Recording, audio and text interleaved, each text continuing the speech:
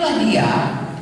Manusia ini hanya dua. Satu, seperti tadi, percaya kepada Tuhan, atau satu, tetap tidak percaya kepada Tuhan Yesus karena nggak dengar atau karena nggak mau.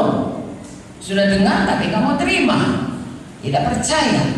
Namun sepanjang dia belum menerima Yesus sebagai Tuhan dan Juru Selamat, firman Tuhan berkata dia masih tetap dalam hukuman dosa.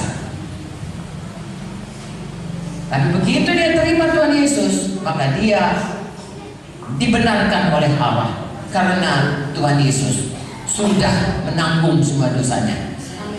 Dan bagi mereka inilah kemudian Tuhan berkata supaya dipisahkan. Mengapa? Saudara tahu perintah agung berkata, beritakanlah Injil, jadikanlah semua bangsa muridku. Itu Matius 28, ya. Kalau jadi murid itu harus diajari. Di mana diajari? Itulah di gereja. Makanya semua orang yang sudah terima Yesus, misalnya KKR di mana saja, besok kita KKR, atau ada lagi KKR lain, atau di mana-mana seluruh muka bumi ini ada KKR, atau kita menginjil, lalu orang mau terima Yesus, dia udah selamat, betul. Tapi kalau dia hanya tinggal dalam keadaan itu seperti bayi baru lahir, tetap bayi, itu belum sampai masuk Tuhan. Tuhan mau kalau dia sudah selamat, sudah percaya Yesus, sudah diampuni dosanya, dia harus bertumbuh. Amin. Dia harus dipisahkan dari dunia ini supaya hidupnya berubah. Amin. Dari manusia lama yang hamba dosa menjadi manusia baru yang hamba kebenaran. Itu sebabnya hari ini dalam nama Yesus saya mohon kita semua setialah kita beribadah. Amin. Maksudnya bukan rutinitas datang hari Minggu, kemudian datang hadir di sini, lalu berikan korban, lalu menyanyi, mendengar firman, lalu bukan. Maksudnya kita itu dipisahkan dari dunia ini karena ada rencana Tuhan dalam hidup kita. Amin. Nanti saya akan terangkan sedikit demi sedikit, saudaraku. Seterusnya nanti diteruskan oleh Bapak Kepala Sidang dan Ibu di sini dan pemimpin-pemimpin. Tetapi yang jelas, begitu kita lahir baru, saya mau terangkan dulu. Di sini siapa yang sudah percaya Yesus itu Juru Selamatnya? Oke, bagus. Itu yang paling penting. Kenapa saya katakan demikian? Karena tidak semua orang anggota gereja sudah lahir baru.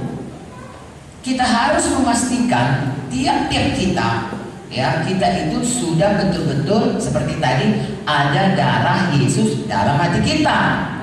Kalau dulu di pintu rumahnya, sekarang di pintu hati kita. Adakah Yesus dalam hati kita? Adakah hati kita percaya darah Yesus sudah tercurah untuk kita? Nah, kalau kita sudah percaya, maka kita sudah lahir baru. Sudah jadi anak Tuhan. Sudah masuk bahagian daripada gereja Tuhan.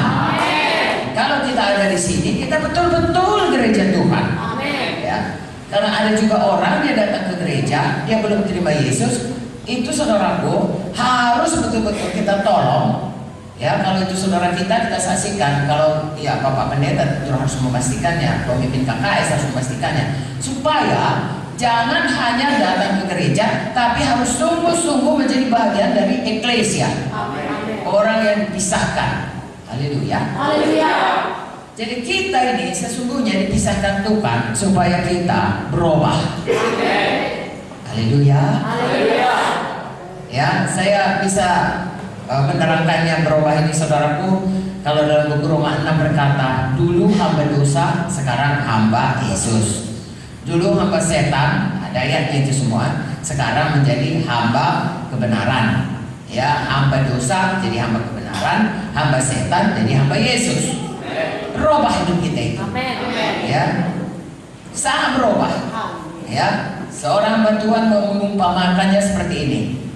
Kalau dulu, kalau hamba dosa seperti kita itu ABK atau saudara ABK, anak buah kapal, ya, pegawai dalam kapal yang kaptennya, yang nakodanya itu perampok laut, kejam, kerjanya merampok saja. Karena Setan kerjanya mencuri, membunuh, membinasakan. Jadi kalau kita masih dalam dosa, itulah pemimpin kita, itulah nakoda kita, itulah jenderal kita. Kejam saudaraku, dia kejam kepada kita. Ya, tidak ada satu pun setan yang sayang kepada manusia.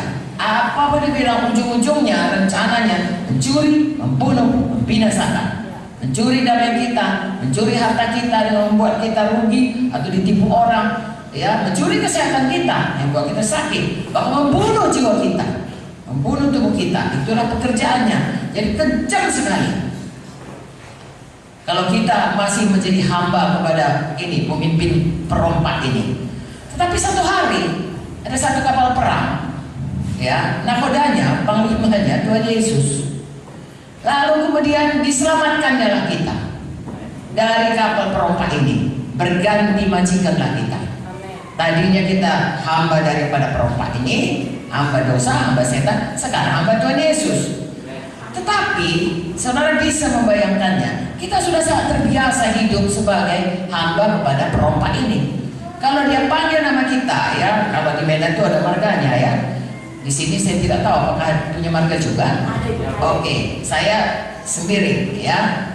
Suami saya Pak Munti. Jadi kalau misalnya Pak Munti lah ini, lalu kalau dia katakan Munti, oh, kita sudah gemetaran saudaraku. Ketakutan kita menghadapinya, ya, karena dia kejam. Lalu sesudah kita diselamatkan oleh panglima perang yang sebenarnya sangat baik, Tuhan Yesus sangat baik, bahkan mau mati bagi kita, sudah mati pun bagi kita supaya kita ditebusnya.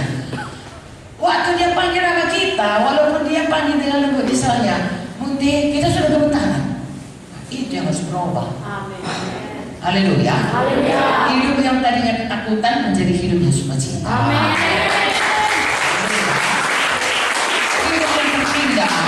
Menjadi hidup yang bersorak-sorak. Kira-kira itulah yang harus jadi dalam hidup kita.